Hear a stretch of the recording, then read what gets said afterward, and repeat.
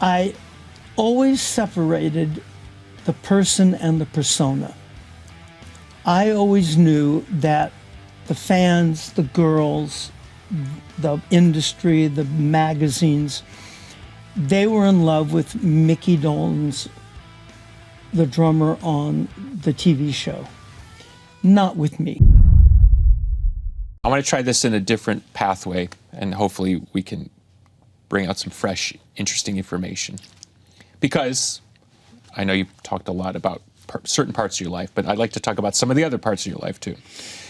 So, Monkees break up in 1970. Was the breakup because the series got canceled, or were you breaking up and then the series got, like, how did that sequence work?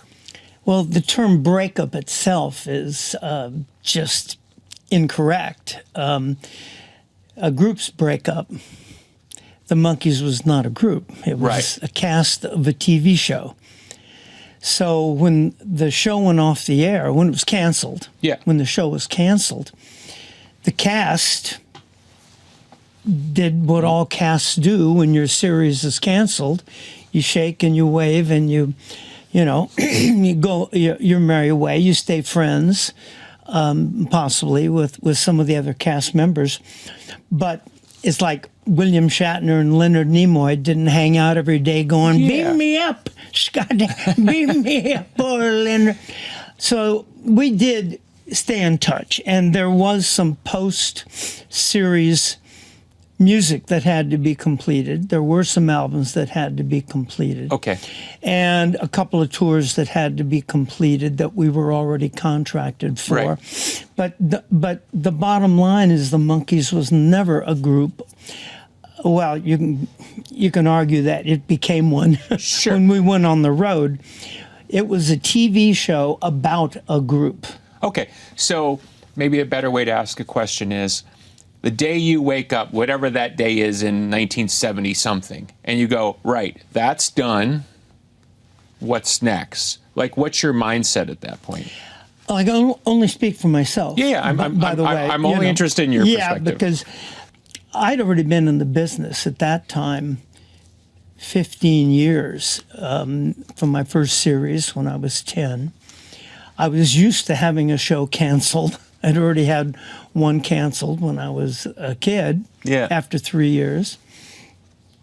And so I kind of knew exactly what to expect. Are you, in your mind at that point, and even now, are you an actor first and a musician second? You know, I mean, like, what's the pecking order in your brain? Actor. Or actor. So the first thing you want to do is, I need another acting gig. Well, actually, no. At the time, I'd already was fed up with acting. It'd been 15 years.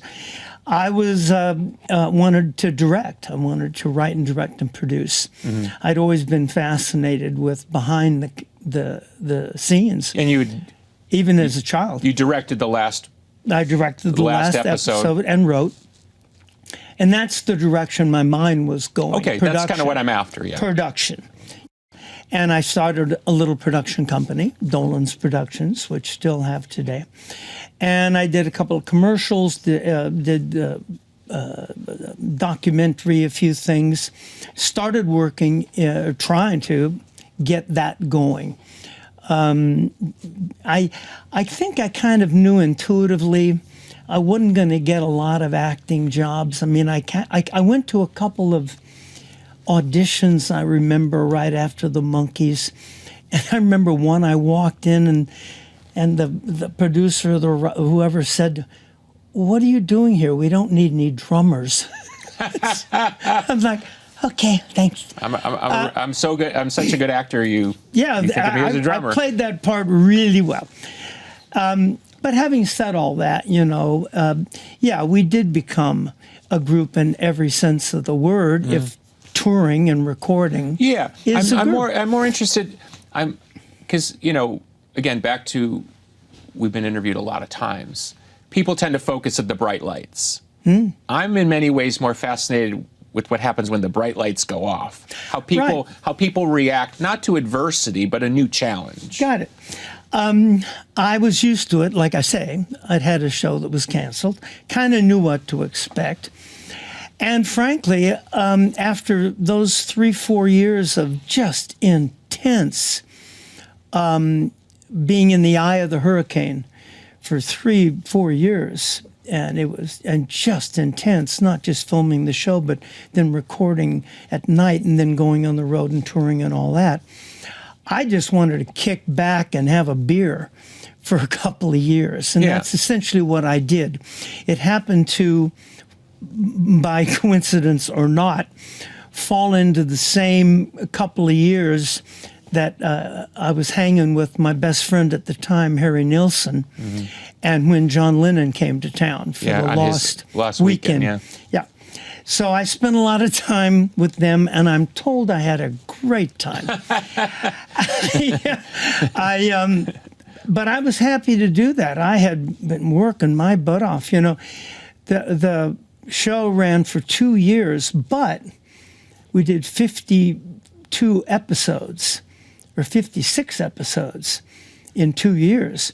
Nowadays, that's like a 6-year run. Yeah. For a series today. It was intense and wore me out, and I wanted to get into producing and directing. So that's what I kind of focused on. Started a little company, did some commercials and stuff, and then I got very lucky. I was asked to by my friend Harry Nilsson to go to England to star in a musical in the West End that he had written called The Point. Right. And my wife was English. As it turned out, I just married an English girl. So I could work there. The play was only a little pantomime season thing, 3 months, staying in Harry's flat. And I got lucky. I met an agent, and a literary agent, and I said, "Oh, I'd like to direct and stuff." And, "Well, what do you have?" And I had some stuff sent over, my Monkee episode and things. She got me a gig at the BBC, directing drama, of all things. And I never looked back. I did that, went on to LWT, all the English television companies. One of those stories, I went over for 3 months and stayed 15 years, just directing and producing and writing. So you felt over there they were more receptive to your skill set, and it was less about this moment in your... It was interesting. First of all, the Monkees was much more appreciated and respected in many ways in England than in the States. That's fascinating. Over the decades, I learned that. I realized that. I observed it. And I think I know why. Because here, that idea of kind of wacky sketch, comedy, Goon, you talking ad about lib, Goon improv. Squad? Was it the Goon? Yeah. That the Beatles loved. That was the Goon Show. Yeah, Goon Show, sorry. Early, that was radio. Yeah. But that didn't exist over here, really. In movies, it did slightly with, like, the Marx Brothers. But on television, not at all. Especially the improvisation. And the Monkees came along, and, of course, a lot of it was improv. They taught us improv to do the show. But American critics, I think, the kids got it. The fans got it, obviously. But the TV people and the critics, they didn't know what to make of it. But in England, that was a tradition already. The Goodies, then Monty Python, of course, and then all those kinds of shows. So yeah, I was instantly well received, and created my own shows, co-wrote shows, developed shows, very successfully for years. And it was wonderful because shortly after my second or third show premiered, I was known as Micky Dolenz, by the way. That's another story. Instead of Micky. That was because one of the first big shows that I produced and directed and co-created was called Metal Micky. By coincidence, it was the name of a robot. And it was your old, very classic theme, out of place, weird fantasy of Alf kind of Mork and Mindy. Oh, okay, I get you. And a out of place, weird, My Favorite Martian. I get you. Bewitched in a very domestic, straight situation. Okay, got it. Classic, which I brought to the table. And the robot's name was Micky. Oh, Totally so coincidental. yeah. And he had a puppeteer running him. And every time we were on the set rehearsing, somebody would go, "Oh, Micky," both of us would turn around. So my boss said, "Why don't you just use Michael," which is my middle name. And that, from then on, I was Micky Dolenz. And after a while, articles in the paper, in the Daily Mail and Times or whatever about my new show would say, Micky Dolenz, producer-director, is announcing, rather than Mickey Monkey X Monkey Micky Dolenz. And that was very refreshing. So, like you said, you stayed 15 years. Were you intrigued by the sustain of interest in the Monkees? Because, you know, in 76 you did Dolenz, Jones, Boyce and Hart. Try to say that 3 times fast. And I didn't, you know, I have that record, and you know, obviously Boyce and Hart, great writers, strongly associated with your success in the Monkees. And, you know, so, and I'm not saying it was a nod to where you'd come from. It might have just been, you know, this is the relationships that sustain. But even that, like, were you, because when you guys did some shows in that, I'm not crazy, right? In what? When you did Boyce and Hart. Boyce and Hart. Dolenz, Jones. Oh, dear. God bless you. Dolenz, Jones, Boyce and Hart. Thank you. I need your help on that. The guys that sang them and the guys that wrote them.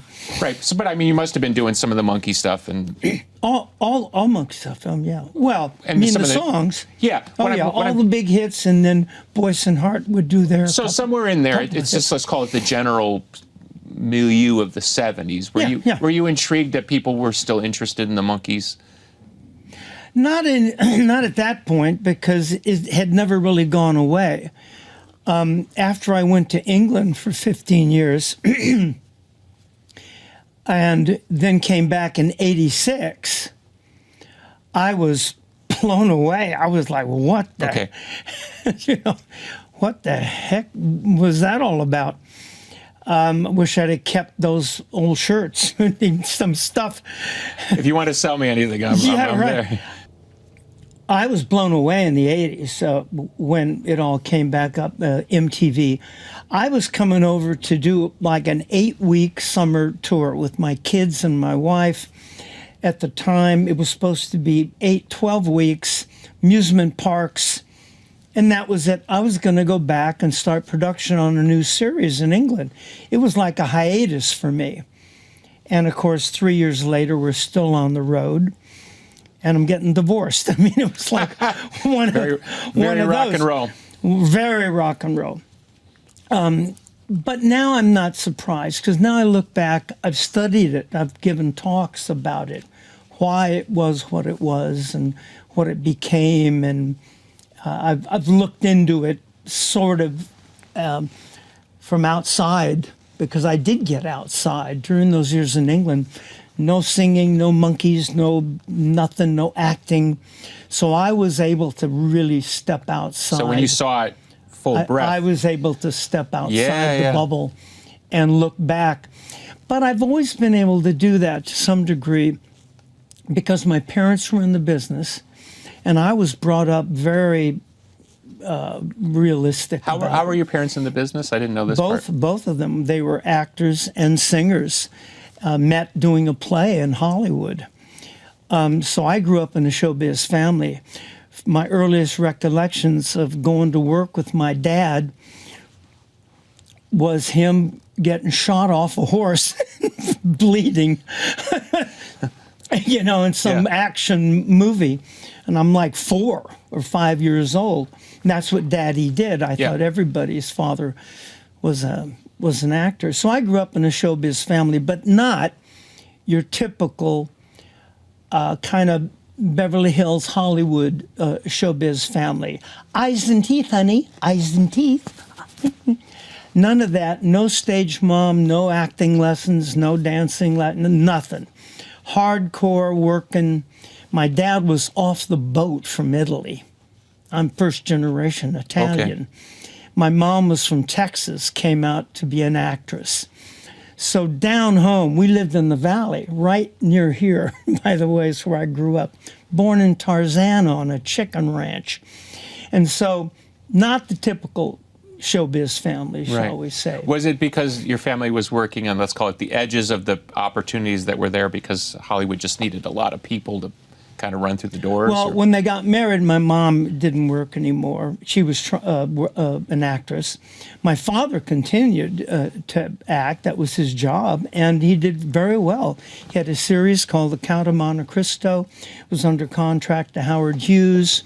Took that money and parlayed it into a restaurant because he wanted to be in the restaurant business on Sunset Strip, which he did until he passed away. Wow. So it was a very successful family and very successful. He was very successful in the business in the 50s, 40s and 50s, Okay. and then passed away early 60s. But I grew up in a very down-to-earth showbiz family. I'd come home from Circus Boy filming, and on the weekends had to clean the pool. So I had a pretty down-to-earth upbringing in that sense, as much as you possibly can, being in showbiz. But that also, after the Monkees, to come full circle around to what you said, after the Monkees, I always separated the person and the persona. I always knew that the fans, the girls, the industry, the magazines, they were in love with Micky Dolenz, the drummer on the TV show, not with me. And I always managed, for the most part, to keep the person and the persona separate. Not all the time, but... How was it that you were cast in Circus Boy? I mean, did your parents say... My father's agent. I was up for a few things, and I remember my mom would say, there's a pilot or a TV thing. Do you want to go? And I'd go, maybe, maybe not. Never remember being pushed into anything. In fact, I do remember, and my mom reminded me when the Circus Boy audition came up, she said, there's a pilot, and I guess it was my dad's agent probably that had told her about it. Do you want to go out for an audition for a series? And I was like, oh, Mom, I can't. I got a baseball game. And I almost didn't go. And finally, for some reason, I ended up going. But just kind of looking at my watch, wanting to get back for the baseball game. But I got that series in the 50s, 55. So you're about 10 or 11 when you're doing the series. Yeah. What studio was that show shot at? The same studio, same stage as the Monkees. That is Screen Gems television. That is mind-blowing. Both shows were Screen Gems television, 10 years to the day almost apart. 10 years old when I got Circus Boy, 20 years old. I think I might have gone to the first audition in the same friggin' office. Columbia Pictures, lot, Gower. Yeah, Gower, Sunset, Gower now. Yeah. Same stage we shot on. That's at the ranch right out here at the Hollywood, that's at Columbia Ranch. Such an interesting synchronicity. When I went back for the Monkees and I drove through the little gate with the guard, the guard said, "Hey, Micky, you got another show. Great, welcome back." Oh my God! Same guy that had been there 10 years before. I have to ask about Bimbo the baby elephant. I don't like to talk about it, Billy. We were so close. There were two little bimbos. Because Bimbo 1 could only work so long. Yeah, right. The first bimbo was a little baby bimbo for the first season. And then, as you know, then you have a hiatus for 6 months. But he grew too big. He wasn't cute little bimbo, so they got another. And also male elephants get to a certain age and they kind of get nuts. They can get a little bit wacky. And when they realize that it doesn't take much to pull that little stake out of the ground. They're taught that they can't pull the stake out of the ground, but they could very easily. Oh, they're taught that. That's interesting. Yeah. Would you have in your reflection of, not everybody, it's like when I'm in Chicago, the idea of being on a television show as a boy seems so magical. But what was the real experience like? Did you enjoy the work? Was it, I'm saying, like, how do you reflect on the work? Again, it was my family business. I followed in my father's footsteps. If he'd have been a banker, I'd have gone to the bank, probably. So it didn't seem unusual to you? Nothing unusual about it. I'd been on a set many times. Okay, that's kind of what I was after. Yeah, and so no, it was much of it was just falling into place. I already knew a lot of the lingo. It was great fun. I was in a circus, a 10-year-old kid in a real circus. They bought a circus, an old defunct circus. Okay. All the tents and all the equipment. They actually bought an old defunct circus for the sets and all that stuff, and hired a whole bunch of old real circus roustabouts and guys that knew how to put the tent up Sure. and how to drive the wagons and all that stuff. So, and there were real circus performers every week. We had jugglers and flamethrowers and high wire acts, and they would teach me how to do little things, walk on a wire and on the back of a horse, doing that on the back of a horse, and some flying, stuff. And so, I was for all intents and purposes, I was in a circus. So, you're in your youth and you're entering, puberty, in essence. How did being recognized strike you?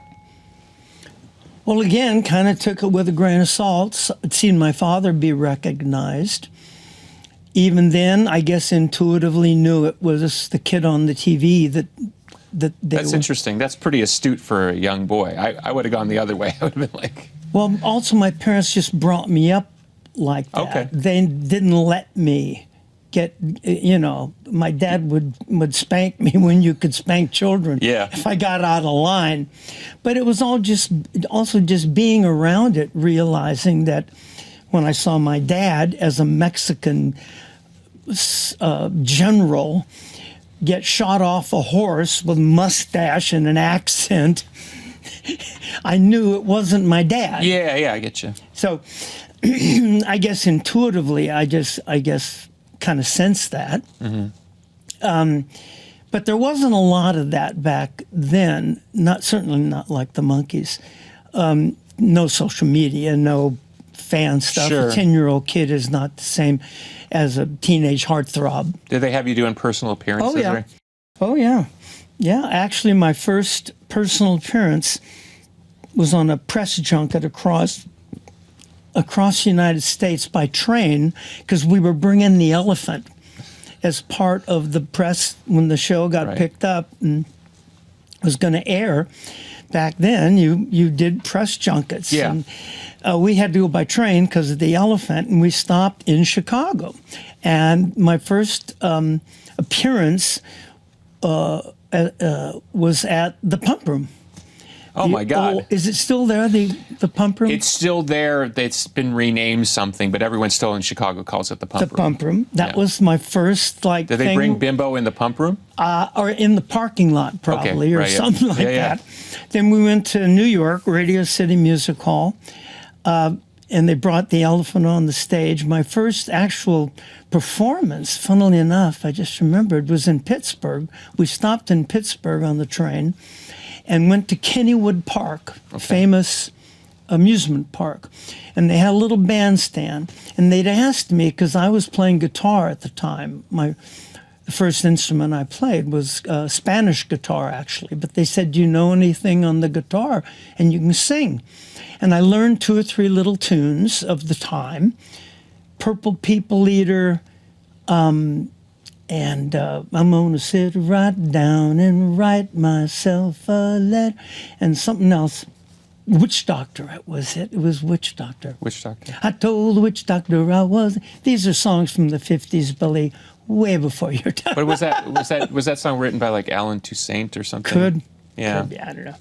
Sorry. But I learned these 3 little tunes, and I came out when they had 3 little a little 3-piece combo guys on the bandstand.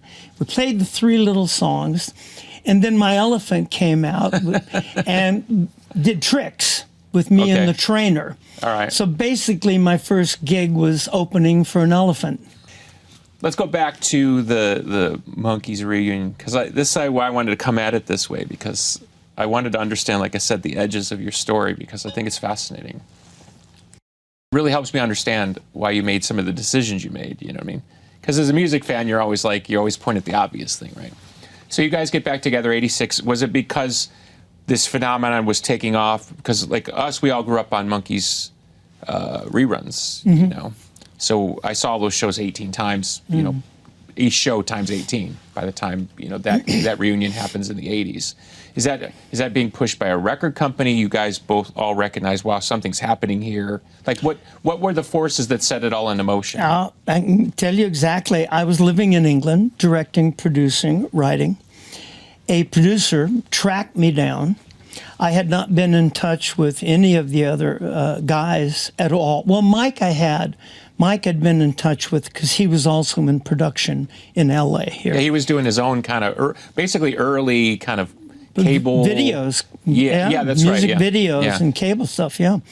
And we had some interaction. I shot a couple of things in England for his show here. He had called Television Parts. He kind of did the first MTV before MTV, right? Yeah. So we kept in touch. Had no idea where Peter was. Had no idea where Davey was.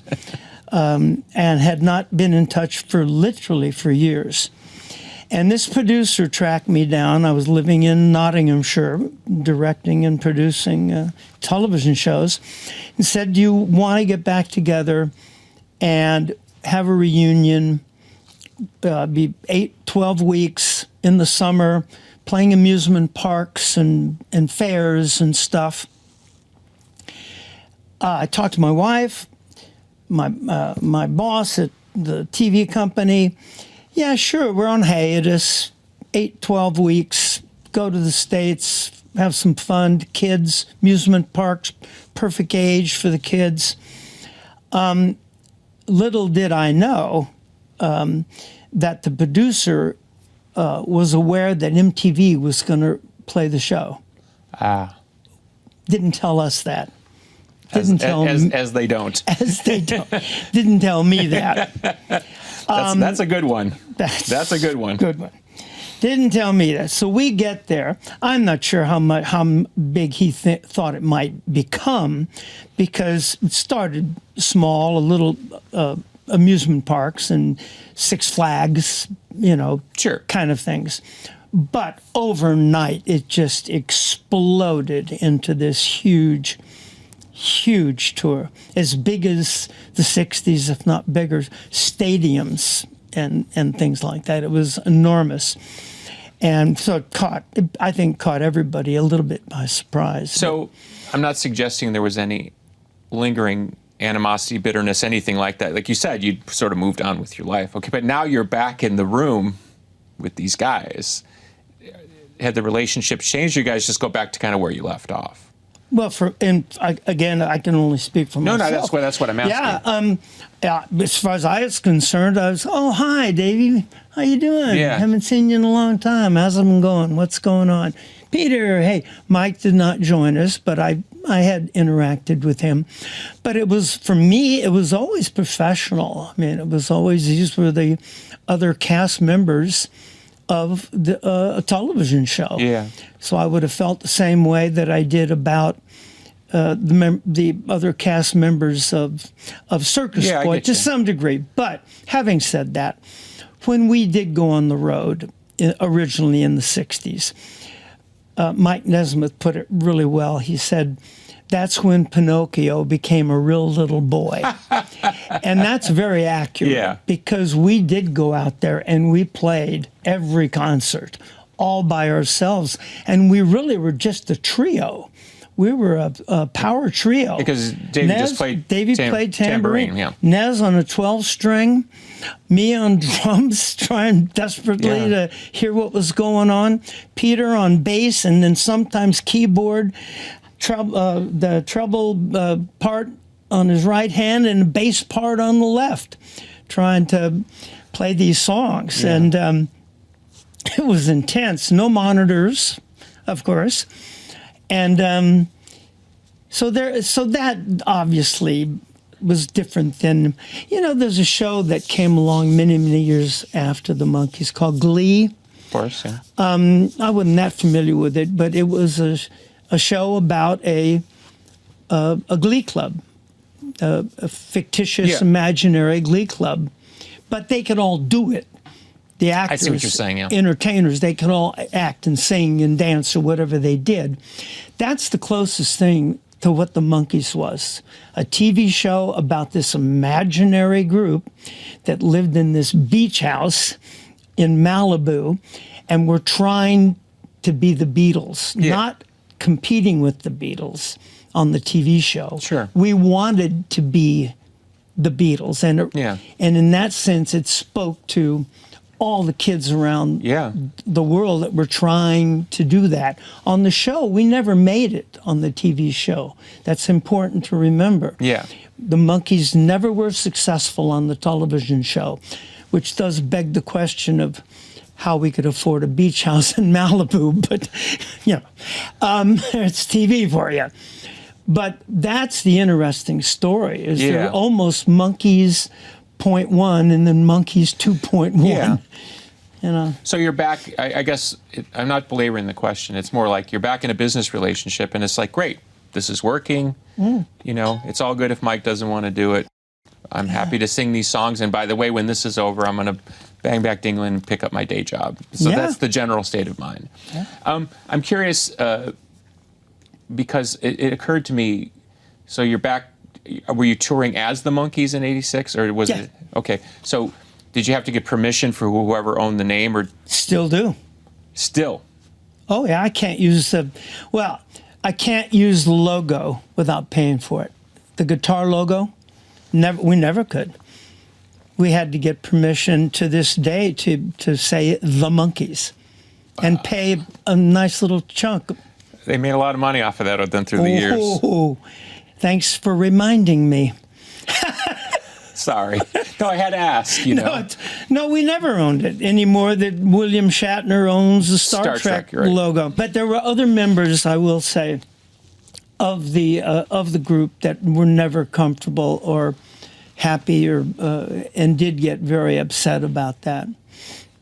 That we couldn't use the name. Did you guys ever try to figure out a way to see if they would sell it to you collectively or have somebody else buy it? We talked to lawyers a number of times, and it went around and around, but nothing ever happened on that. But no, we never got royalties, residuals from the show. Yeah, that part's crazy. Yeah, because it was SAG in perpetuity. And the laws were different and all that, right? Oh yeah.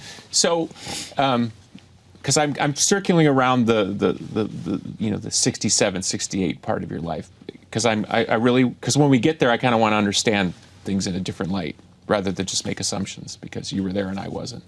So, Circus Boy's canceled. You're about what, 14 years old? 12. Oh, 12. Okay, sorry. It was 10, 11, and 12. Okay, so just back to school. Yeah. If the phone rings, I'm gonna. Parents, smartest thing they ever did. They took me out of the business. They told me that the producers had said, would he be interested in doing another show? I was now a teenager. Sure. I'd outgrown the cute little circus boy thing. Like Bimbo. That's why they told me it kind of went off the air, because I was starting to... Well, you were like Bimbo. Yeah, like Bimbo, yeah. And it was a cabin boy. It was supposed to be like a ripoff of Treasure Island or something like that. And they said no. They sent me to a child psychologist. They told me at the time it was an educational counselor, but it was a shrink. And because I did Rorschach things. This is after Circus Boy, to find out where my head was at. And I guess he must have said, "Take this boy out of there immediately. He is out of his silly mind." Because they took me out back into school right here at North Hollywood Junior High. And my roots of my bleach blonde hair growing out. But smartest thing they ever did, because I didn't go through that period after being a child star. That's where you get messed up. Yeah, I get that. Not the child That's kind star. of what I was curious, yeah. Yeah, well, it's so true. The fame and the fortune and the adulation is great and fun, especially if your parents have brought you up in a good, solid way. But then, all of a sudden, "Mommy, why don't they love me anymore? Why? What do you mean my show's canceled? What do you mean I'm not, people, want me?" And going through puberty, as you said, is tough enough for anybody, anywhere, anytime, much less suddenly your show's canceled and your has-been at 14. Yeah. Right. So I missed that, thank God. My parents, I just went back to school, boom. I'm driving down Van Nuys Boulevard trying to pick up girls at 16. And that was it. That was kind of, I think I did a couple of little guest shots in the summer, some day jobs on some of the TV shows when I was 16, 17, 18. But my plan, which you may have heard, was to be an architect.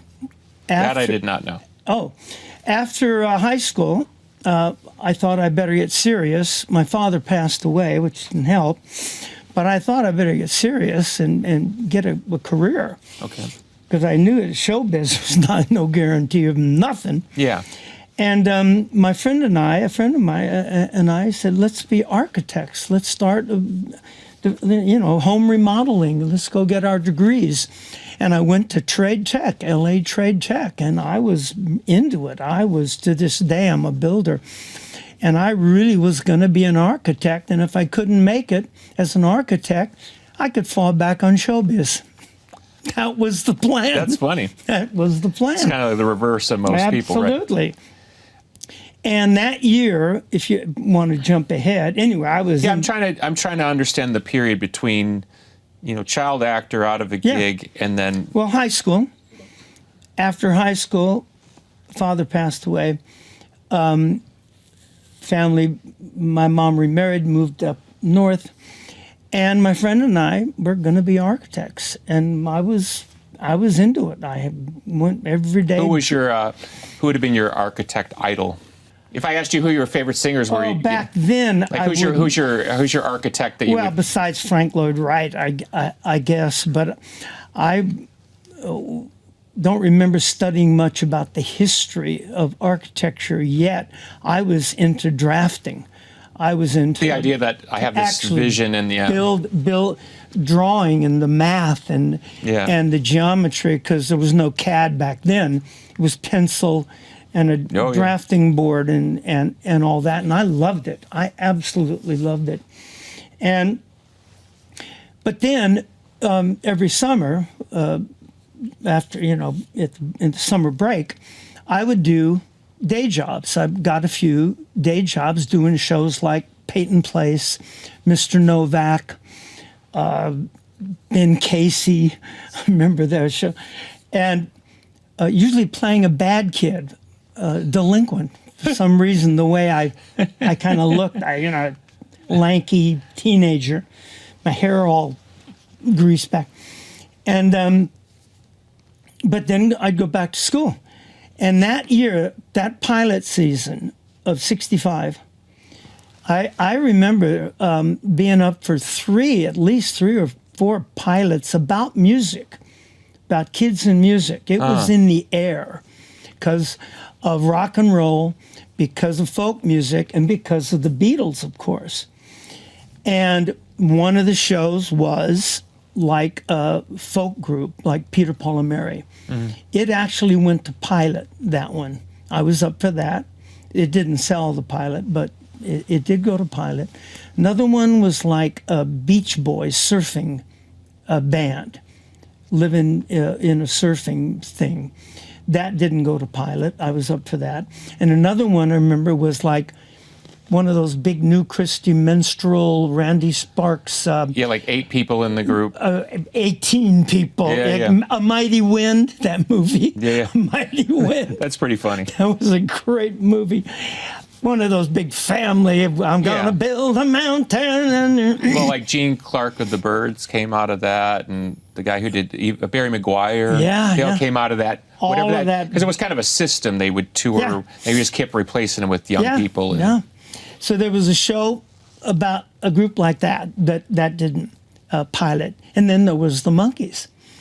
And I remember thinking at the time when I went for the Monkee first audition, which is just reading some lines, same studio, I went for Circus Boy. So amazing. I remember thinking, this is different. There is something a little bit different. Because usually they were producers in suits with smoking a cigar. Yeah. We want to do a show that kids will like. I see. But Bob Rafelson and Bert Schneider, the producers of the Monkees, weren't much older than I was. Because the one kid, his father was the president of the... Bert Schneider's father was the head of Columbia Pictures. Yeah. Yeah. So he had a... Nepo kid. Yeah, but it works. No, of course, yeah. And Bob Rafelson, of course, was a brilliant creator, writer. Anyway, they weren't much older, and I could sense that. And they were Beatle fans, so it was slightly different. So I went for the audition. That was it. I went back to school. My agent said, you got a call back. Oh, cool. Went back. 3 or 4 callbacks. The audition process was extensive, much more than a regular TV series. You'd go and read some lines, maybe do a screen test, and that's it. You got it or not. You had to go back. There was improv. There was interviews. There was singing. There was playing. My audition piece was Johnny Be Good on the guitar, Chuck Berry. Then there were scene study on a set with cameras and the whole 9 yards. So it was quite extensive, the audition process. But I did it, went back to school, architecture, and then my agent said, you got the pilot. And I'm like, oh, cool. Didn't even think that much about it because I knew 9 out of 10 pilots don't even sell, So I went and did the pilot. Went back to school because I knew the chances were it wasn't going to sell. Is it true that the pilot, they didn't really have you guys clothes figured out? You're kind of wearing your own clothes. Yeah. And I think I read that the pilot did very poorly or something, and somebody re-edited it. Initially it did, yeah. Yeah. The story, and I wasn't privy to all this because I wasn't a producer, but I vaguely remember stuff. It was not our clothes, but it was clothes from wardrobe. From Columbia Pictures wardrobe, hippie. But hippie stuff that they cobbled together, and it looked pretty stupid. A lot of the stuff, there was no monkey mobile or anything like that. So it was just kind of regular clothes, hippie clothes. So we did the pilot, and what I heard, even at the time, originally there was a manager of us. And he was like the father knows best, your uncle's favorite father, uncle. He was the adult, and he was the one that would give us the advice. And Uncle so-and-so, I don't remember his name, what do we do about, well, boys, here's what you do. And typical father knows best kind of thing. They took him out, Bob Rafelson, in his wisdom, took the manager out completely and put in the improv interviews that we'd done as part of the audition process, gave each of us an identity, and it tested much, much better. And the rest is hysterectomy. I love the Boyce and Hart part of this story. So we can kind of gloss over how we get to Boyce and Hart, but because I read Bobby Hart's book, which talks extensively about that. But the short version this is all based on my memory, is they originally gave it to Don Kirshner, that he was going to be the music kind of supervisor. Do you remember working with Kirshner first on music stuff? No, I remember very little about Donnie Kirshner because he was in New York, Right.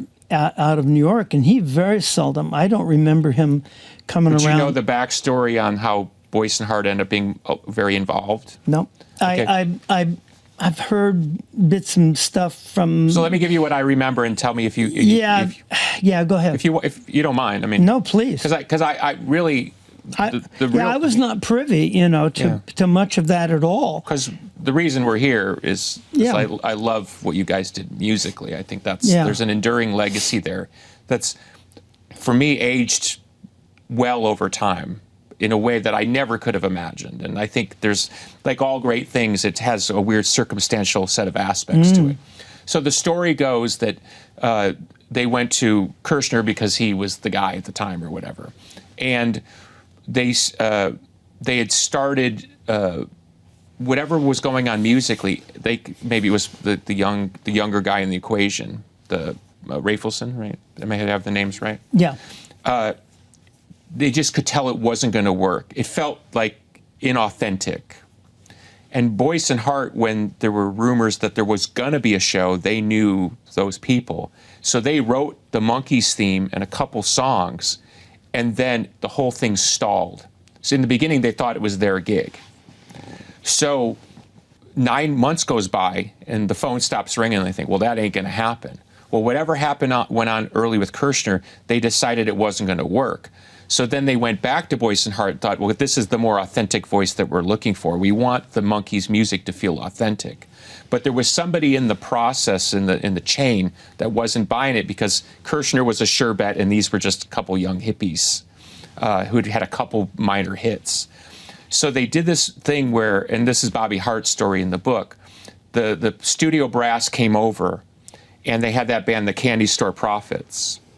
And whatever Bobby Hart or Tommy Boyce said, just give us a half hour and we'll prove it to you. So the studio brass came in and listened to them play like 4 or 5 songs, including the Monkees theme. And then they were like, okay, that's the vibe that we're looking for. So they kind of basically winked their way and got the gig. So for the first year, before you guys decided to kind of make it more about your own contribution, that's why they were in the driver's seat, because it kind of fell back to them because the politics with Kirshner. That sounds very accurate from what I've heard. Yeah. But a lot of what you just described was done and said before I was even cast. Yeah. But that's what I'm saying. I wanted to know if you had any. This is before. Yeah. I was still going to school taking architecture because they were doing this for the pilot. Right, I get you. So they would have been doing this behind the scenes when I was auditioning. So as an actor, yeah. As an actor-singer. Yeah, I get you. But it was very clear that they did not just want actors, that they were going to dub in their voices later, like old Hollywood movies. They wanted the real thing. Sure. And that is part of what you said. Yeah. They wanted something more authentic. Yeah.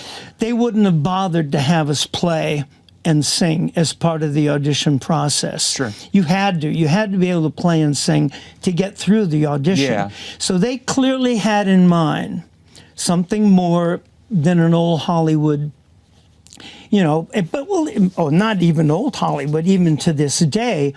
Sean Penn did not play guitar in the Django Reinhardt. Yeah, sure. But everybody knows that and doesn't care. Yeah.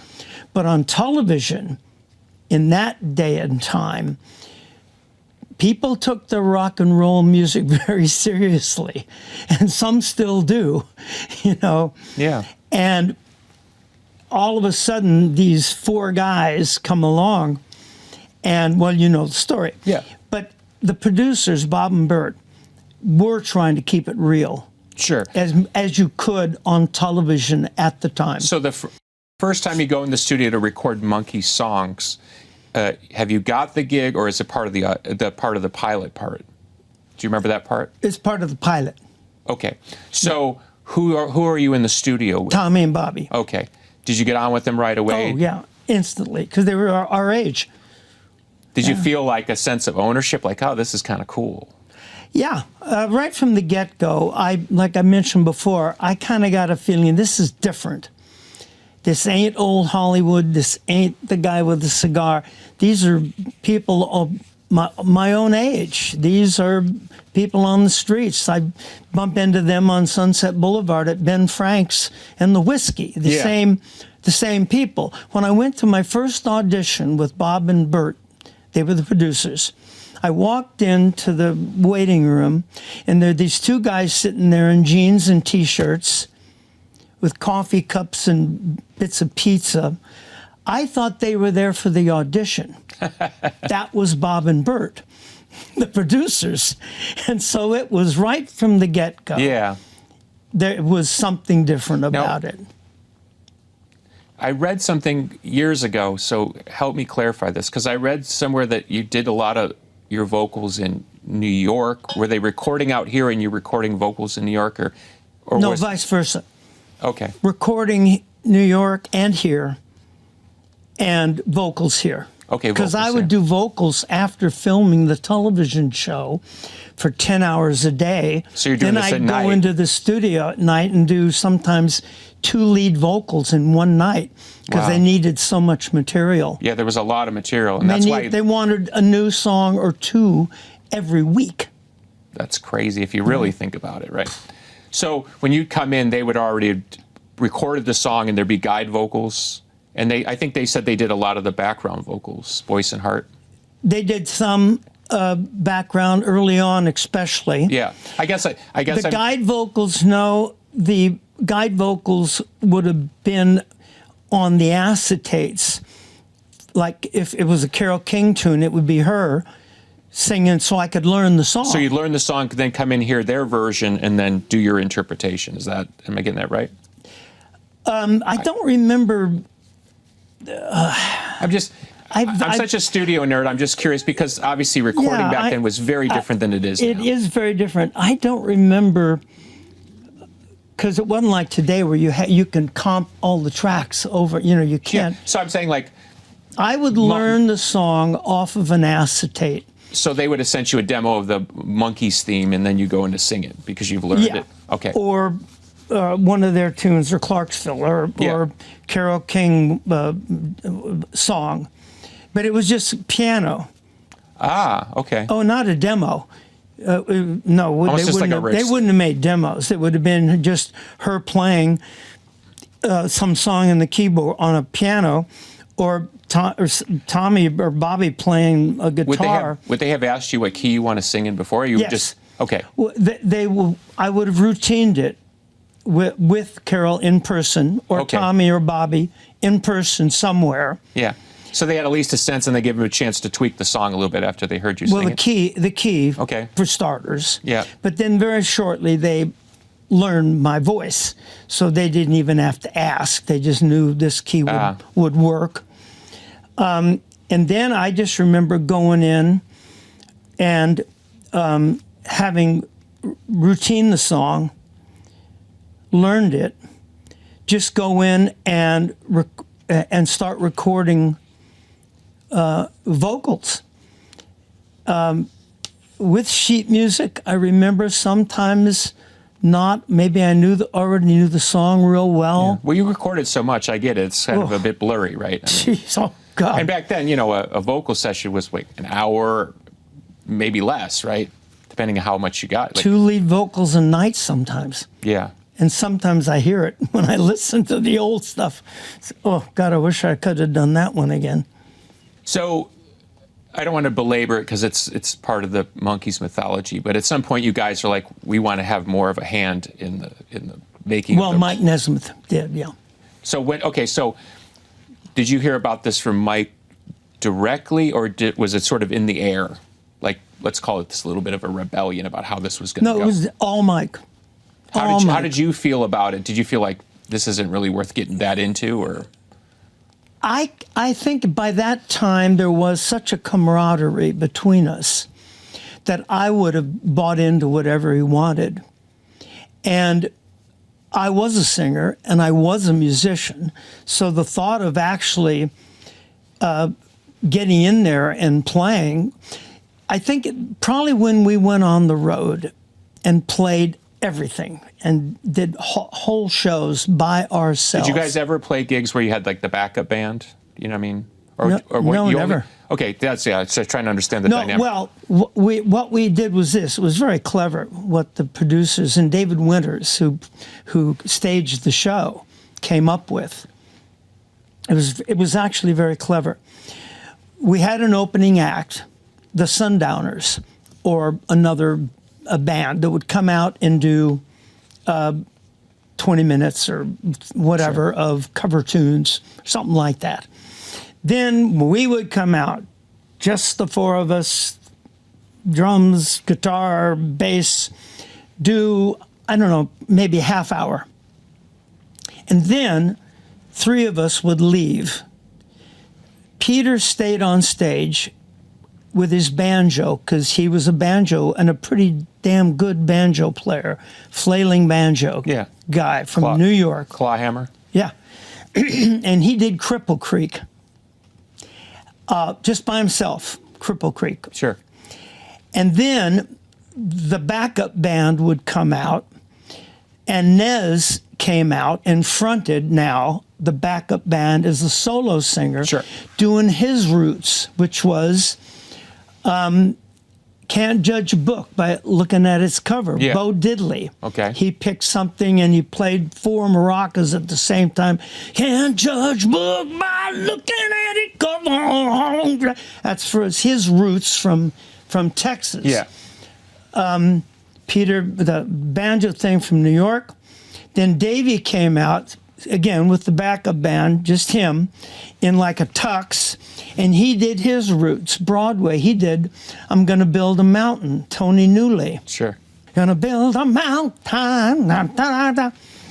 And then, same band, Davey left, I came out and did James Brown. Yes. My roots, which I loved. What James Brown song? It was I Got a Woman. Okay. I got a woman way over town. I'm doing all the dancing and flying around, and they'd come out and put a cape on me. And so that was showing each of us as our individual personalities, which was really smart. And then the backup band went off. We came back on and finished the show. Oh, sounds fun. When you had that level of pandemonium, I've heard some of the live recordings from those times. You know, sounds like. Well, but you also got no monitors. It's exciting. It does sound exciting. And you said, you know, I saw that they were reacting off of what they saw on TV. But when you've got 8,000 young people screaming like a jet engine, did that go to your head? How could it not? I mean, of course, you know, especially by then, when I knew it was me. Okay. Now this was for real. Right. I wasn't faking it. You know, when they were yelling and screaming at the kid on the character on the television screen, that was me as an actor playing the part of a wacky drummer. But when I got on stage, and I'd been on stage before the Monkees, I'd had cover bands where I hadn't played drums, but I sang and played a little guitar in clubs and stuff like that. So when I was out there now playing and singing these songs and they were screaming, now I was like, I can do this. Okay. I am doing this. We are doing this. And if you listen to those live recordings, there was never a live album ever recorded, but some sound check kind of tapes that managed to get reproduced, and they literally, I think, were done with a mic just stuck up in the air to get a sense of the sound. but we weren't that bad. Having only rehearsed for maybe 6 months and never played together before, we weren't that bad. It was like a very early garage band stuff. You guys sound like a credible garage band. No, but the standard of playing then wasn't like it is now, where you like people on YouTube watching your fingers. Yeah, right. So just to go one more step on the studio side of it, now you guys are like, okay, we're going to make a record. Who's running that? Like, once you wrestle away whatever control needs to be wrestled away, we're going to do it. Mm-hmm. Now we're going to go in the studio. Yeah. Was it driving the train? Yeah. Is it a democracy? Nesmith. Always Nesmith. You were cool with getting out of the way on that, or? Didn't want to ever be in the way. I was like, where do I go? Where do I stand? What do I sing? I was the lead singer essentially for most of the stuff. Yeah. And I was quite happy. He was a good producer. And he got a producer, Chip Douglas, also. And no, I was quite happy. Yeah. He talked me into writing stuff. I wouldn't have been writing stuff if it wasn't for Nesmith. He said, you got to write some songs, Micky. Well, why? Because that's where all the money is. Wish I'd have paid more attention. Got me writing songs, encouraged my playing, and, no, he was totally all Nes. So, as far as I'm concerned. A couple more things, and thank you for indulging me. Why did the show, because the show only literally ran from 67 to 68, and that's it. So like you said, like 56 episodes. What was did the show get canceled because the ratings went down, or what was the circumstance I couldn't tell you about that because I wasn't privy to that. First of all, like I said before, remember that today I would have run 5 years or 6 years now. Sure. And it beat everybody up pretty bad. I think it just, one of those things. Why did Fawlty Towers only run 13?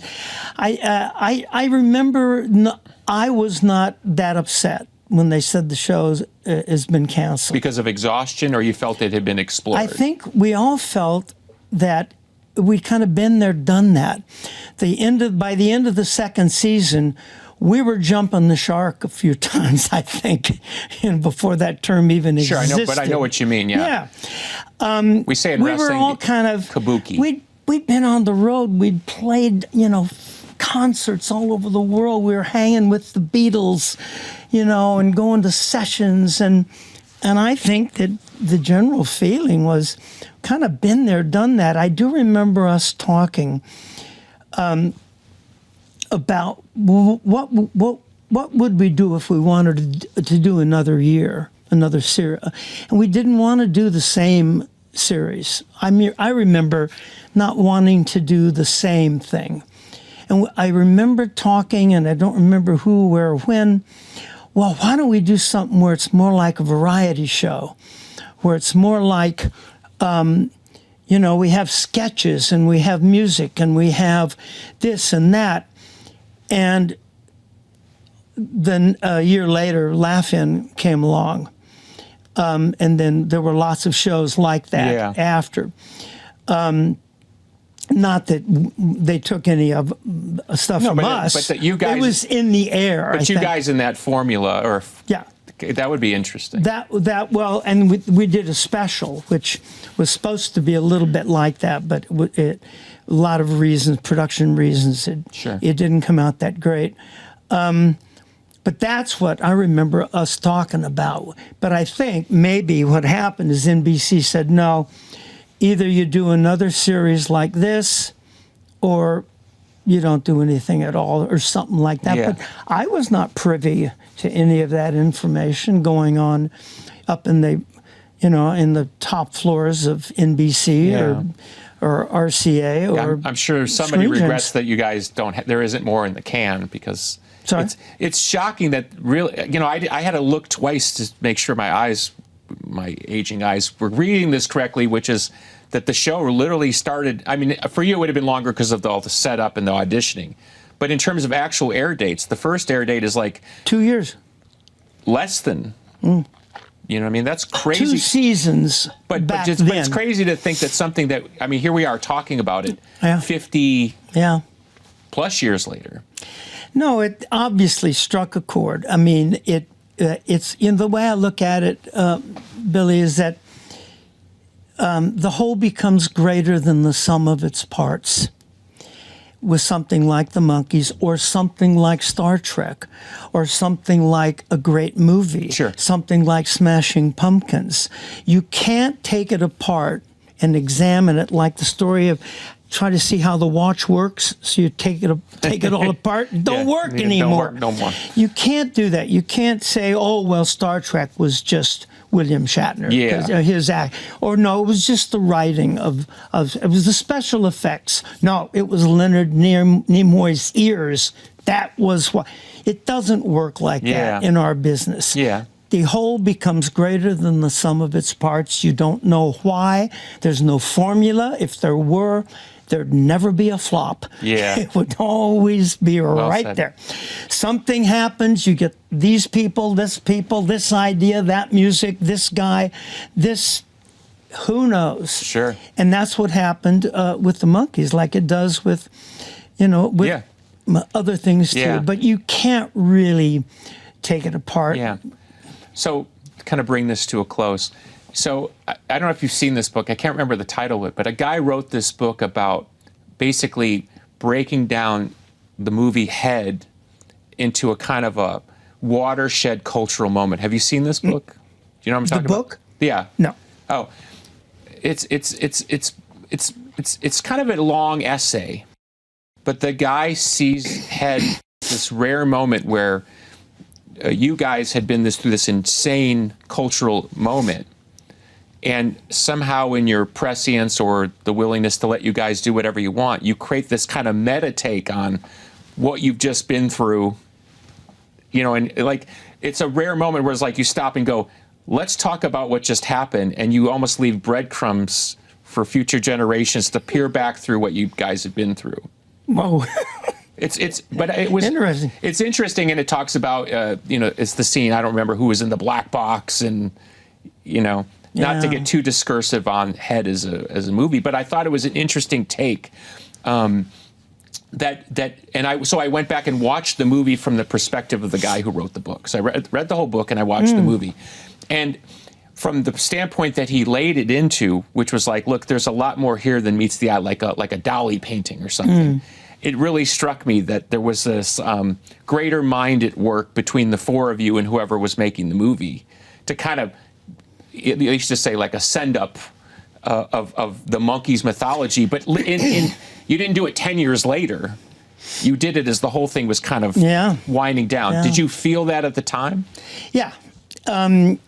It's a bit of a long story how that all happened. I mean, I'll be glad to get into it. You can stop me when it gets boring. When it was decided we were going to do a movie, I remember it being suggested we do not do a 90-minute Monkee episode, which is what everybody was expecting. Okay. All the fans certainly Yeah. were expecting a 90-minute version of a Monkee episode. Davy falls in love with a girl, her uncle's a crook, and we run around the world and have adventures and play music and songs and stuff. But I do remember it being suggested, let's do something different.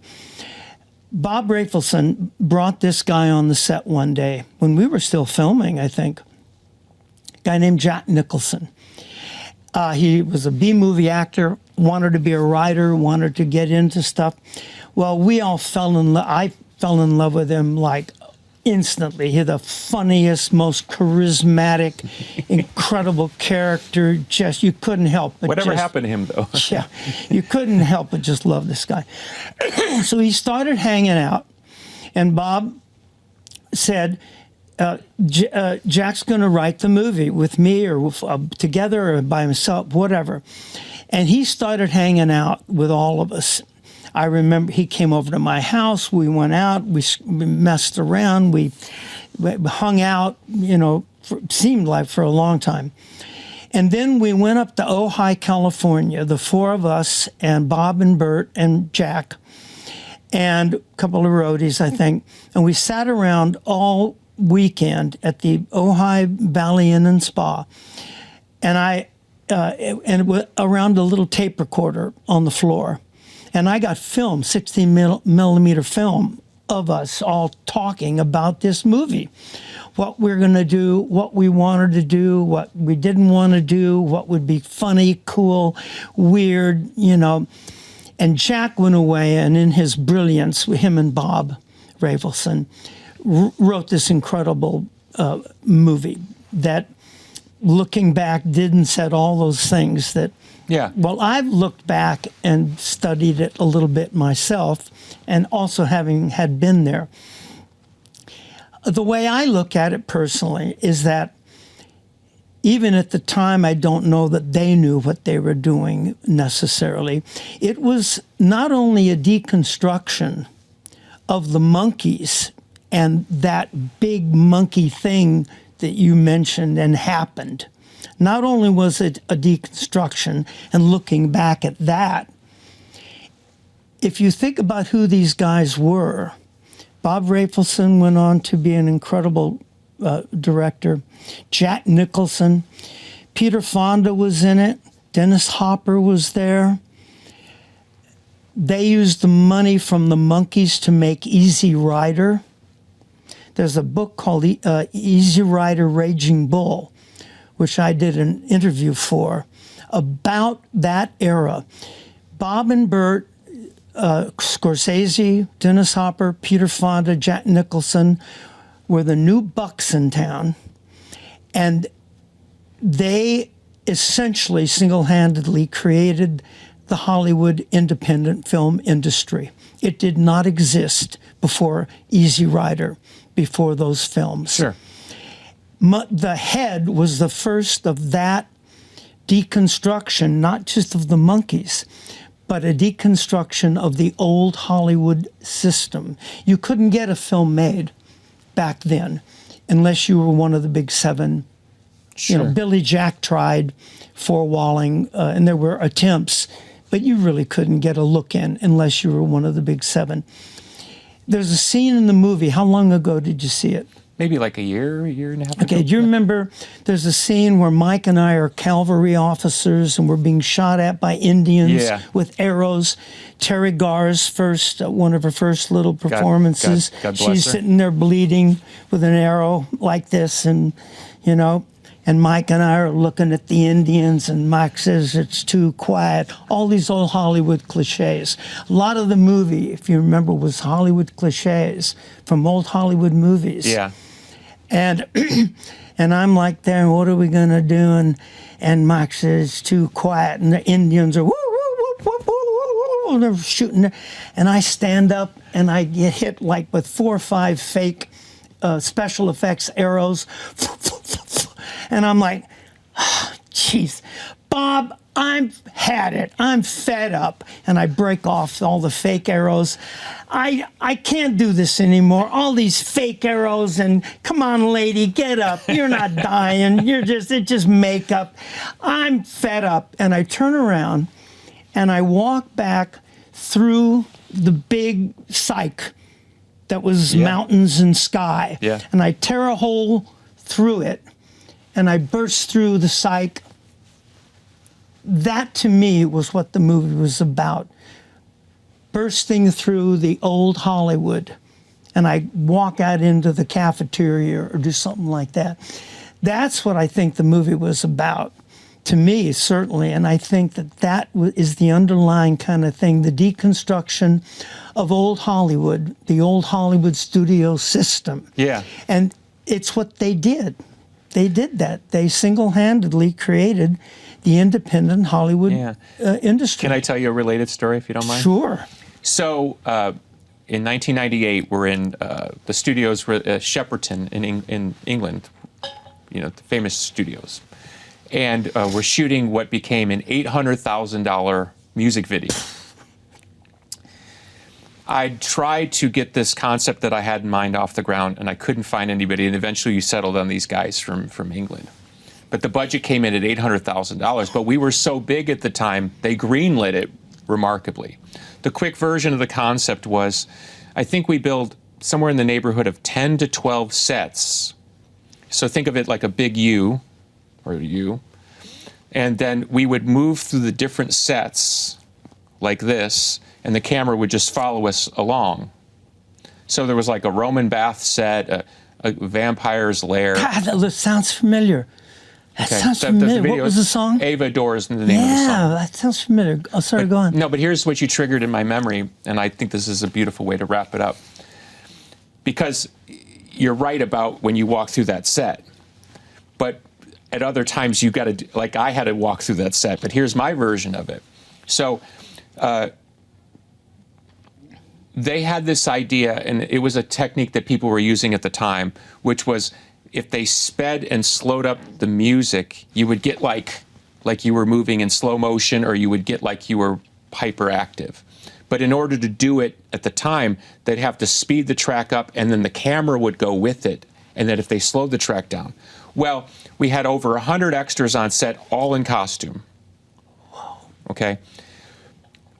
As you know, like this type of thing, the call time was 8 a.m. for all the extras. By maybe 5 p.m., the clock's running out. We haven't shot a single take. So the natives are growing restless, right? And you can see people getting really nervous, you know, over time.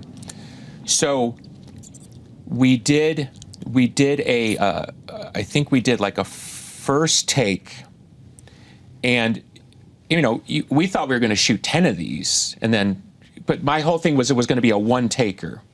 So everything had to line up. I was going to ask you that. It was one continuous take. Yes. This was my idea, but translated through their vision. And what made it not work was the speeding up and slowing down. That was what caused the technical delay. So by the time we shot the first take, the people in the stands around us, it was kind of a Coliseum feel, were grousing, audibly showing displeasure, going out of character on screen.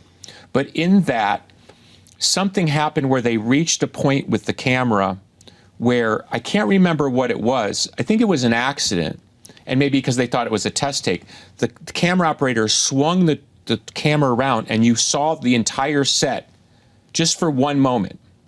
So we watched the test take, and they're like, we got 7 more minutes. And I'm like, but I got to see this at least one time to at least tweak it so we have a chance to get the video we're paying $800,000 for. So they freaked out that the camera operator in some reason had swung the camera, and you saw the entire set, the train tracks, the crew with the coffee. And they started, and I said, no, leave it. So now with the clock running, they're arguing with me. No, you can't have this break the fourth wall moment in your video. And I said, it's my video, and I think it's perfect because it shows the complete artifice of this entire exercise. Great. So we only had time for one more take. Okay? By that point, I literally got on a microphone and I begged this, not an audience, 100 extras, please, we have one more take. Behave yourselves. You're embarrassing yourselves. And as a result of the day and the way they've been treated, and they didn't get enough sandwiches, there were people literally turning their backs to the camera as the camera was coming by. Right? So you have to look very carefully for it. You get the fourth wall reveal, which is to me is my favorite moment of the whole video. I'm not even in it, but you get that one moment. And then the camera swings around, and when we get to the kind of the back end of the continuous sets, there's like the Roman scene, and there's people with their backs to me, and there's people audibly telling me, "F you," as the take's going by. So I turn my back, and I'm flipping off the crowd, like, go f yourself, as the last take's happening, and that's the take. Oh my God! You don't see me do it. You just see me turn and be like, yeah, great story. And that's it. That's the take. But we'll be right back with Billy Corgan after these words. The Micky and Billy Show. Micky and Billy Show. Thank you, Micky. That was great.